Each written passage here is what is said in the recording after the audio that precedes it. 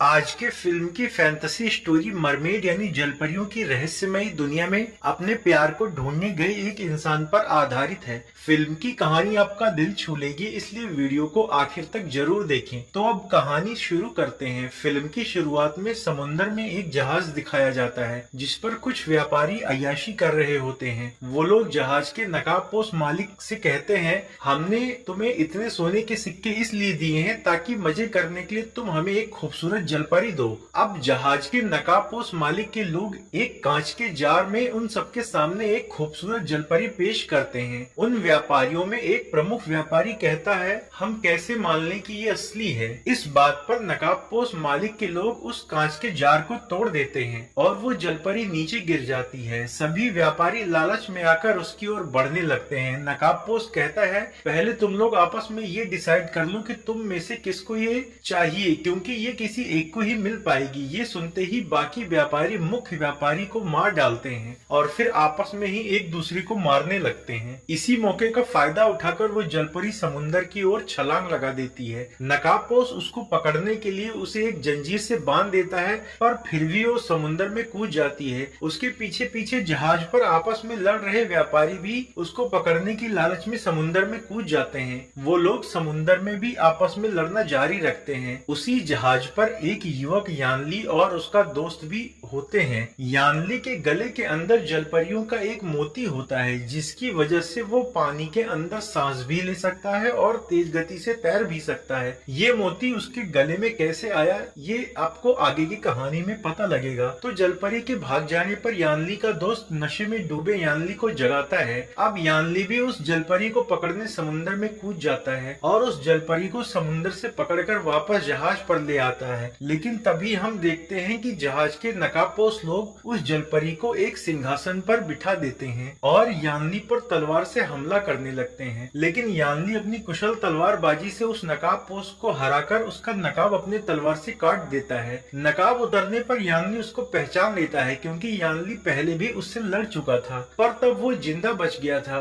उस नकाबपोश का नाम झाओजू था। झाओजू फिर से यानली पर हमला करने लगता है, पर जलपरी उसको रोक देती है। यानली का दोस्त यानली से कहता है, मुझे समझ में नहीं आ रहा है कि ये सब लोग उस जलपरी का आदेश क्यों मान रहे हैं। यानली कहता है, क्योंकि ये कोई जलपरी नहीं है, ये एक समुद्री राज्य जिन्वी के राजा की चुड़ैल पटरानी है। ये सुनकर वो जलपरी अब अपने असली रूप में आ जाती है और उसके सिपाही भी अपना अपना नकाब उतार देते हैं। वो पटरानी यानली से कहती है, क्योंकि तुम्हारे गले में जलपरियों का मोती है इसलिए तुम समुद्र के अंदर भी रह सकते हो। तुम हमारे समुद्री राज्य जिन्वी के बहुत काम आ सकते हो, इसलिए मैं चाहती हूँ कि अब से तुम हमारे लिए काम करो। और वो यानली को पूर्वी चीन सागर का समुद्री कप्तान बना देती है। वो पद स्वीकार कर लेता है और अपने कमरे में चला जाता है। उसके पीछे पीछे पटरानी भी उसके कमरे में चली जाती है और वो यानली के साथ जबरदस्ती रोमांस करने लगती है। यानली उसको अपने से दूर झिटकने लगता है। झिटकने के बाद भी वो बेशर्म औरत यानली से चिपकने की बार बार कोशिश करती है और हर बार यानली खुद को उससे दूर कर देता है। पटरानी यानली से कहती है कि क्या तुम राजा से डर रहे हो? तुम डरो मत, क्योंकि ये पूरा इलाका राजा ने मेरे हवाले कर रखा है। यानली कहता है, मैं डर की वजह से तुमसे दूर नहीं हो रहा हूँ, बल्कि मुझे तुममें कोई दिलचस्पी नहीं है इसलिए तुमसे दूर हो रहा हूँ। पटरानी कहती है, मैं जानती हूँ तुम्हारी दिलचस्पी तुम्हारी एक पुरानी प्रेमिका जलपरी में है जिसकी तलाश में तुम आज भी इधर उधर भटकते हो। यानली चौंक जाता है कि इसको ये कैसे पता लगा। दरअसल कई सालों पहले समुद्र में डूब रहे यानली को शियू नाम की एक जलपरी ने बचाया था। उस समय यानली समुद्र के अंदर सांस न ले पाने की वजह से मरने के कगार पर था, इसलिए शियू ने अपने गले के अंदर का जादुई मोती यानली के गले के अंदर डाल दिया, जिससे यानली तो बच गया पर शियू की जलपरी वाली शक्ति चली गई और धीरे धीरे दोनों में गहरा प्यार हो गया। दोनों ने पीच ब्लॉसम आइलैंड में कुछ वक्त भी साथ गुजारा, लेकिन फिर अचानक एक दिन शियू कहीं चली गई। तब से आज तक यानली सभी समुद्री जहाजों पर यात्राएं करता है ताकि एक दिन वो अपने प्यार शियू से वापस मिल सके और उसको उसका मोती वापस लौटा सके। यानली पटरानी की बातों का कोई जवाब नहीं देता और कमरे से बाहर निकल जाता है। बाहर चादर से ढकी हुई कुछ लाशें रखी हुई होती हैं। यानली वहां खड़े दूसरे सेनापति झाओजू से इन लाशों के बारे में पूछता है। झाओ बताता है कि ये जापानी समुद्री लुटेरों की लाशें हैं। इन लोगों को पता नहीं किस जीव ने मारा है। वहां मौजूद एक सिपाही सिपाही जो कि काफी डरा हुआ होता है वो बताता है कि मैंने उस शैतानी जीव को देखा है, उसे मारा नहीं जा सकता। वो मुंह के रास्ते शरीर में घुसता है और फिर शरीर के अंदर का सब कुछ खाकर शरीर को खोखला कर देता है। इसी बीच वहां रखी एक लाश का पेट फूलने लगता है और फिर पेट फाड़कर वो शैतानी कीड़ा उसके पेट से बाहर आ जाता है। वो कीड़ा उस डरे हुए सिपाही के खुले हुए मुंह में घुस जाता है। इससे पहले कि वो शैतानी कीड़ा सिपाही के शरीर को भी अंदर से खोखला कर पाता, झाओ उसका गला काट देता है। अब एक दूसरा सिपाही उस शैतानी कीड़े को पकड़कर उसे एक बॉक्स में बंद कर देता है। वहां मौजूद पटरानी यानली से कहती है कि ये शैतानी कीड़ा घोस्ट ड्रैगन किंग के शरीर से निकला है। ये कीड़े पेड़ की जड़ों की तरह हजारों की संख्या में बढ़ते रहते हैं और इसका यहाँ होने का मतलब ये है कि घोस्ट ड्रैगन किंग अब अपने टापू से बाहर आने वाला है। अगर वो बाहर आ गया तो दुनिया में तबाही मच जाएगी। पर घोस्ट ड्रैगन किंग कहाँ रहता है ये सिर्फ जलपरियों को ही पता होता है और जलपरियां ही घोस्ट ड्रैगन किंग को रोक सकती हैं। इसीलिए हमें सबसे पहले जलपरियों को ढूंढना होगा और क्या पता इसी दौरान तुम्हें तुम्हारी पुरानी प्रेमिका जलपरी भी मिल जाए और तुमको उसके अचानक से गायब होने का राज भी पता चल जाए। यानली जलपरियों को ढूंढने के अभियान पर जाने के लिए खुशी से तैयार हो जाता है। पटरानी उससे बताती है कि आखिरी बार जलपरियों को पीच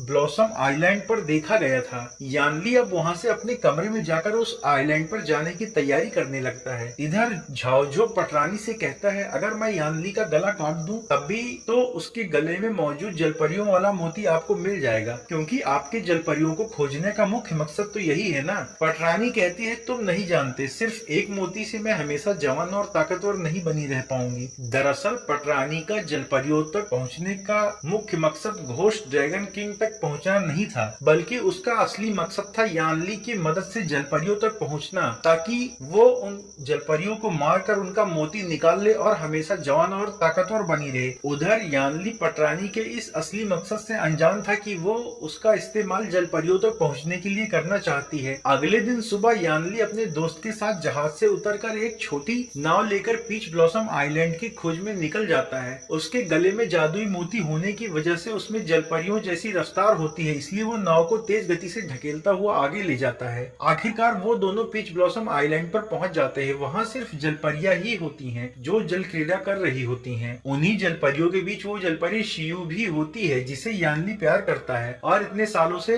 जिसकी तलाश कर रहा होता है। यानली उसको देखकर खुद पर काबू नहीं रख पाता और उसको बुलाता है। शियू उसको देखती तो है पर वो यानली को नहीं पहचान पाती। यानली कहता है हम दोनों एक दूसरे से प्यार करते हैं, हम दोनों ने साथ में वक्त भी गुजारा है, पर तुम एक दिन अचानक से गायब हो गई। तब से मैंने तुम्हें कहाँ कहाँ नहीं ढूंढा, मुझे तुम्हारा जादुई मोती भी तुम्हें लौटाना है। शियू कहती है कि मैं तुम्हें नहीं पहचानती, तुम कौन हो। यानली के कुछ समझ में नहीं आता कि आखिर ये मुझे पहचान क्यों नहीं रही है। अब शियू पानी में कूद जाती है, यानली भी उसके पीछे पीछे पानी में कूद जाता है। शियू यानली से कहती है मैं तुम्हें पहले ही बता चुकी हूँ कि मैं तुम्हें नहीं पहचानती। उसका दोस्त मजे लेते हुए कहता है कि ये तुम्हारा हस्बैंड है। यानली कहता है लगता है तुमने अपनी याददाश्त खो दी है। शियू कहती है कि हाँ, मेरी ग्रुप लीडर ने बताया था कि जब से मैंने अपने गले का मोती खोया है तब से मेरी याददाश्त भी कमजोर हो गई है। यानली कहता है तुम्हारे गले का मोती मेरे गले के अंदर है, तुम मुझे बताओ कि मैं वो तुम्हें कैसे वापस कर सकता हूँ। शियू कहती है मुझे कुछ याद नहीं आ रहा, पता नहीं तुम झूठ बोल रहे हो या सच। और हमारे ग्रुप लीडर ने बताया है कि हमें इंसानों के साथ रिश्ता नहीं रखना चाहिए क्योंकि इंसान धोखेबाज होते हैं। यानली कहता है अफसोस की बात है कि आज तुम सब भूल गई हो, यहाँ तक कि मुझे भी। इसी बीच बाकी जलपरियां अपने दुपट्टे से यानली को जकड़ लेती हैं क्योंकि उन्हें लगता है कि वो यहाँ किसी गलत इरादे से आया है। लेकिन तभी पटरानी वहाँ झाओ और सैनिकों के साथ पहुंचकर उन जलपरियों पर तीरों की बौछार कर देती है। जलपरियां खुद को और यानली शियू को उन तीरों से बचाने की कोशिश करते हैं। जवाबी हमले में जलपरियां भी पटरानी के सैनिकों को एक एक करके मारने लगती हैं। पर तभी जलपरियों की ग्रुप लीडर भी वहां पहुंच जाती है। वो उन सबसे कहती है कि हम जलपरियों ने किसी इंसान से शादी न करने की शपथ ली है, इसलिए तुम लोग अगर यहाँ किसी जलपरी से शादी करने के इरादे से आए हो तो ये नहीं हो पाएगा। और वैसे भी इस आइलैंड पर बाहरी लोगों का आना मना है। उनमें से एक मरमेड ग्रुप लीडर से बताती है कि ये लोग यहाँ शियू के लिए नहीं आए हैं। ग्रुप लीडर कहती है इन लोगों पर भरोसा नहीं किया जा सकता। फिर वो अपनी शक्ति से पानी के बंधन से पटरानी और उसके दोनों सेनापतियों को बांध देती है, पर यानली के अंदर मोती होने की वजह से वो पानी से नहीं बंधता। यानली ग्रुप लीडर से कहता है कि पटरानी तुमसे घोस्ट ड्रैगन लॉर्ड के बारे में एक महत्वपूर्ण बात करने यहाँ आई है। ये सुनकर ग्रुप लीडर उन लोगों को अपने कैद से आजाद कर देती है। पटरानी के आदमी टीम लीडर को बॉक्स में रखे हुए शैतानी जीव का कटा हुआ भाग दिखाते हैं। ये देखकर टीम लीडर उन सभी के साथ अपने दरबार में चली जाती है। वहाँ एक मासूम जलपरी बच्ची सेनापति झाओ से कहती है कि तुम्हारे चेहरे से लगता है तुम बहुत ही नेक इंसान हो। इस बात पर दूसरा सेनापति उसके मजे लेते हुए कहता है इसकी शकल पर मत जाओ।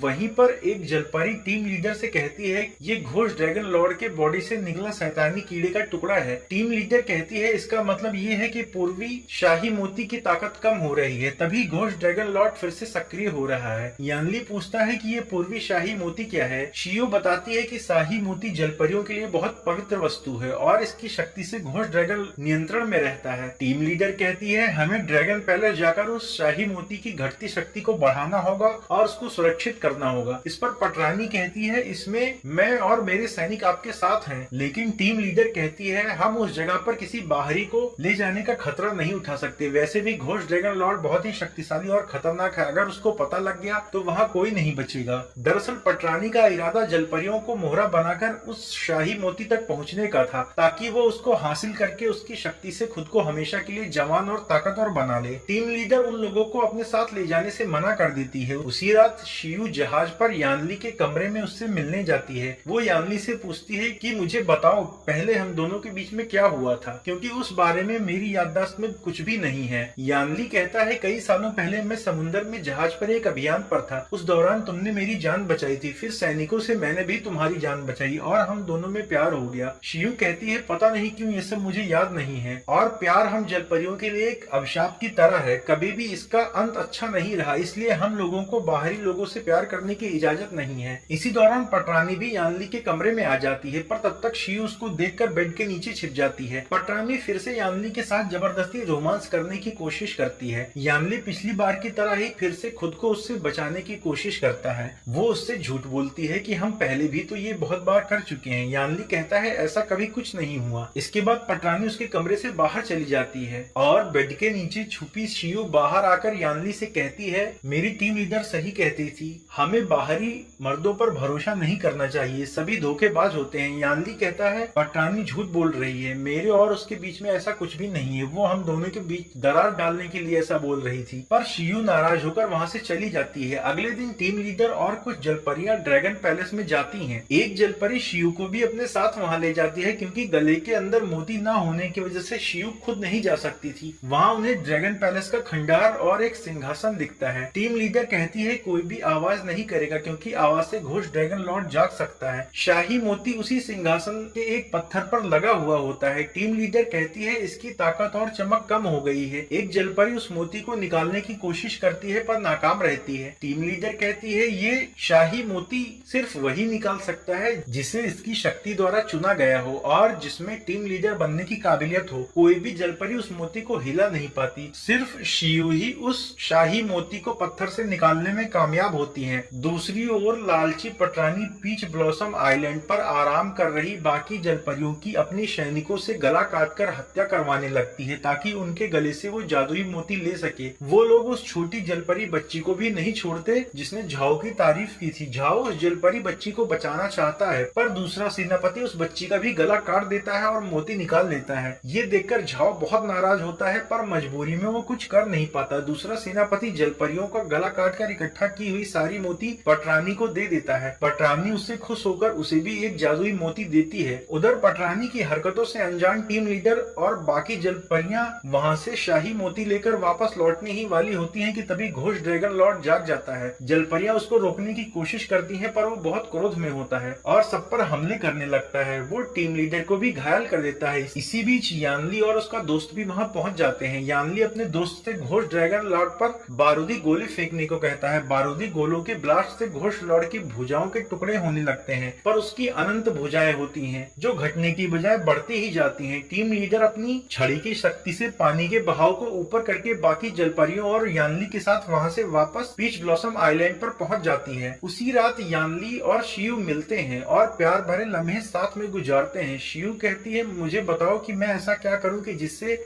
मुझे हम दोनों का भूला हुआ प्यार याद आ जाए और मैं फिर से तुम्हें पहले की तरह ही प्यार कर सकूं। यानली कहता है सब वक्त पर छोड़ दो। रात में पटरानी की एक नौकरानी जब उसके कमरे में जाती है तो उसे वहाँ एक बूढ़ी और बदसूरत चेहरे वाली औरत दिखती है। दरअसल वो पटरानी ही होती है जो असल में बूढ़ी और बदसूरत होती होती है, पर दिखावे के लिए वो एक जवान लड़की का चेहरा लगाती है और जवान रहने के लिए वो जलपरियों का मोती इस्तेमाल किया करती थी। अब क्योंकि नौकरानी ने पटरानी का असली चेहरा देख लिया था, इसलिए वो नौकरानी को मार डालती है। अगली सुबह जलपरियां उस शाही मोती में अपनी अपनी शक्ति का कुछ भाग डालकर उसे फिर से शक्ति से भर देती हैं, लेकिन तभी पटरानी उस शाही मोती को पाने के लिए अपने आदमियों से जलपरियों पर हमले करवा देती है। पटरानी का दूसरा सेनापति पटरानी द्वारा मिले मोती को निगलने की वजह से शक्तिशाली हो गया होता है। वो टीम लीडर पर जानलेवा हमला करके उसे बुरी तरह जख्मी कर देता है और उसकी गर्दन पर तलवार लगाकर शिव से शाही मोती लेकर पटरानी को दे देता है। जलपरियां पटरानी से कहती हैं, तुमने मोतियों के लिए हमारे इतने जलपरियों का गला काट दिया, अभी भी तुम्हारा मन नहीं भरा। पटरानी कहती है, ये शाही मोती उन सब मोतियों से ज्यादा पावरफुल है, इससे मैं हमेशा जवान और शक्तिशाली बनी रहूंगी। टीम लीडर कहती है, अगर इस शाही मोती को तुमने खुद के अंदर समा लिया तो भले ही तुम जवान और शक्तिशाली बनी रहोगी, पर इससे घोस्ट ड्रैगन लॉर्ड सक्रिय होकर सभी समुद्री राज्यों में तबाही मचा देगा। पटरानी टीम लीडर की बात अनसुनी करके उस शाही मोती को खुद में समाहित कर लेती है, जिससे उसमें जलपरियों की असीम शक्ति आ जाती है। वो अपने आदमियों से उन सभी को मार डालने को कहती है, पर यानली और उसका दोस्त वहाँ बारूदी गोले का ब्लास्ट करके जलपरियों को लेकर वहाँ से बाहर की ओर निकल जाते हैं। घायल हो चुकी टीम लीडर मरने के कगार पर होती है, इसलिए वो शिव से कहती है, मैं आज तुम्हें एक राज बताती हूँ। तुम्हारी प्यार वाली याददाश्त मैंने ही तुम्हारे दिमाग से मिटाई थी, क्योंकि हम जलपरियों के लिए प्यार एक अभिशाप की तरह है और हमारा समुदाय एक साथ बना रहे, इसलिए मुझे ऐसा मजबूरी में करना पड़ा। इसके बाद वो यानली के गले लगकर मर जाती है। उधर पटरानी पीच ब्लॉसम आइलैंड को तबाह करने के लिए जहाज पर लगी तोपों से उस पर हमले करवाने लगती है। ये देखकर टीम लीडर की मौत से दुखी जलपरियां पटरानी को रोकने के लिए शिव को टीम लीडर की जादुई छड़ी देकर उसे नया टीम लीडर बना देती हैं। यानली भी उसका समर्थन करता है और ये लोग पटरानी के जहाज पर हमला करने के लिए समुद्र में उतर जाते हैं। पटरानी का दूसरा सेनापति तोपों से आइलैंड और जलपरियों पर हमले जारी रखता है। मौका पाकर झाओ पटरानी के खिलाफ हो जाता है और तोप चलाने वालों को मारने लगता है। झाओ कई सैनिकों को अकेले मार गिराता है। तब तक जलपरियां और यानली भी जहाज पर पहुंच जाते हैं। वो लोग भी पटरानी के सैनिकों से लड़ने लगते हैं। ये देखकर पटरानी घोस्ट ड्रैगन लॉर्ड को जगाने के लिए वहां से ड्रैगन पैलेस जाने के लिए निकल पड़ती है। शियो उसको देख लेती है और वो भी यानली के साथ पटरानी का पीछा करती है। ड्रैगन पैलेस में पहुंचकर पटरानी शाही मोती की शक्ति से घोस्ट ड्रैगन को जगा देती है। घोस्ट ड्रैगन अपनी अनंत भुजाओं से यानली और शियो पर हमले करने लगता है। शियो अपनी तलवार से उसकी भुजाएं काटने लगता है, पर वो बढ़ती ही जाती है। घोस्ट ड्रैगन यानली को जकड़ने पर उतारू होता है। वहीं दूसरी ओर पटरानी अपनी शक्तियों से शिव पर एक के बाद एक कई हमले करती है। शाही मोती की शक्ति के कारण पटरानी के आगे शिव बहुत कमजोर पड़ रही होती है। पटरानी शिव की जादुई छड़ी छीनकर उसको उसी से मार मार कर बेहाल कर देती है। ये देखकर यानली शिव को बचाने आ जाता है, पर पटरानी यानली को भी अपनी शक्तियों से उछालकर पटक देती है। घायल पड़ा यानली पास ही में घायल पड़ी शिव से बात करने की कोशिश करता है, पर इस पर क्रोध से भरी पटरानी उसको समुद्र के अंदर ढकेल देती है। शिव के गले में मोती न होने के बावजूद भी वो यानली को बचाने समुद्र की गहराई में कूद जाती है। उधर शक्ति के घमंड में चूर पटरानी बहुत खुश हो रही होती है, लेकिन शाही मोती पर पूरा कंट्रोल न होने की वजह से घोस्ट ड्रैगन भी उसके कंट्रोल से बाहर हो जाता है और वो पटरानी की सारी ऊर्जा चूस लेता है, जिससे पटरानी अपने पहले के स्वरूप यानी बदसूरत शैतानी जलपरी के रूप में आ जाती है। अब घोस्ट ड्रैगन लॉर्ड पूरे पीच ब्लॉसम आइलैंड को निगलने लगता है, जिससे पीच की कुछ पत्तियां समुद्र के अंदर बेहोश हो चुके शिव के माथे पर चिपक जाती हैं। इससे उसकी प्यार वाली याददाश्त वापस आ जाती है।